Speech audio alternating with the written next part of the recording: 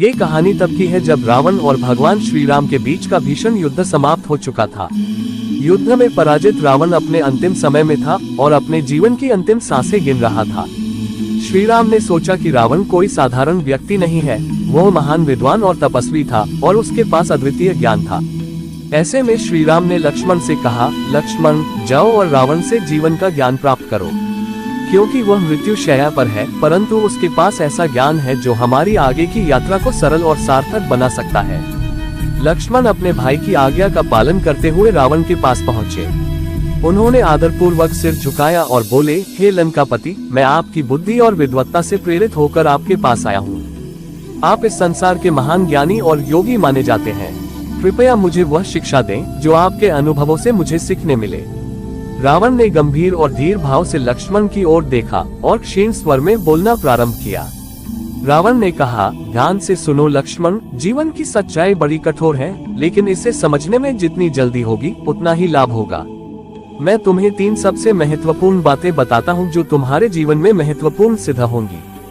पहली बात, समय का सदुपयोग करना सीखो। मैंने अपने जीवन में अनेक युद्ध और चुनौतियों का सामना किया, किंतु मुझे हमेशा लगा कि मेरे पास बहुत समय है। इसी अहंकार में मैंने उचित समय पर उचित कार्य नहीं किए और अपने उद्देश्यों को आगे टालता गया। यह मेरी सबसे बड़ी गलती थी। यदि तुम्हें कोई शुभ कार्य करना है तो उसे विलंब मत करो। कल के इंतजार में आज को न गंवाओ। सही समय का इंतजार मत करो, समय को अपने अनुकूल बनाओ। मैंने सीता का अपहरण करने के बाद भी राम को चुनौती देने में बहुत समय लिया। मेरे अहंकार ने मुझे सही समय का मूल्य नहीं समझने दिया और यही मेरी पराजय का कारण बना। दूसरी बात, अपने शत्रु और मित्र की सही पहचान करो। मैंने हमेशा अपने मित्र और शत्रुओं के प्रति दृष्टि नहीं रखी। कभी कभी अपने मन की कठोरता और अंधकार में मैंने उन लोगों को भी शत्रु माना जो वास्तव में मेरे मित्र थे। इसी भ्रम में मैंने अपनी पत्नी मंदोदरी की सलाह को नकार दिया, जो मुझे सच्चाई का आईना दिखाना चाहती थी। हर बार मैं उसकी बातें अनसुनी कर देता, क्योंकि मुझे अपनी शक्ति और पराक्रम पर अत्यधिक भरोसा था। परंतु यह मेरा भ्रम था। अपने अहंकार और अति आत्मविश्वास के कारण मैंने श्री राम और उनकी शक्ति का सही आकलन नहीं किया।